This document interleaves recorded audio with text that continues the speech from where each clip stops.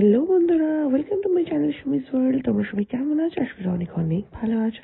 তো আজকে আমি বানাতে চলেছি খুব সহজে ঘরোয়া পদ্ধতিতে চিকেন স্যুপ। তো প্রথমে আমি প্যানে বাটার দিয়ে দিলাম কিছুটা। তো বাটারটা মেল্ট হয়ে গেল, তারপরে আমি চিকেনগুলো ছেড়ে দিলাম। তো কিছুক্ষণ ভাজা ভাজা হবে চিকেনগুলো। তোমরা চাইলে বাটারের সঙ্গে সাদা তেল একটু মিশিয়ে দিতে পারো। আমি শুধু বাটার ইউজ করেছি। তো ভাজা ভাজা হয়ে গেছে কিছুটা। তারপরে আমি আদা রসুন কুচি আর পেঁয়াজ কুচি দিয়ে দিয়েছি। দিয়ে আরো কিছুক্ষণ ২-৩ মিনিট নাড়াচাড়া করার পর আমি সবজিগুলো দিয়ে দেব। আমি এখানে গাজর, বিনস আর পেঁয়াজ কলির ইউজ করেছি। তোমরা চাইলে আরো কিছু সবজি ক্যাপসিকাম এড করতে পারো, ভালো লাগবে।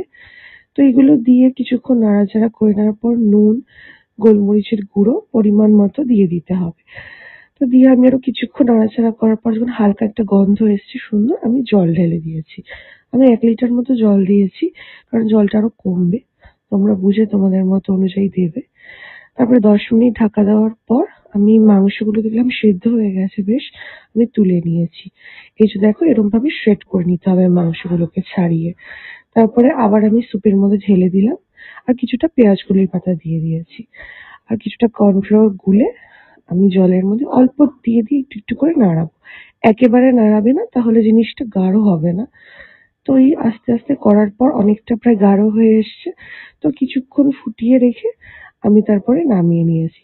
তোমরা সহজেই বানিয়ে বাড়িতে, খুব ভালো লাগবে খেতে। তোমরা অবশ্যই বলো কেমন।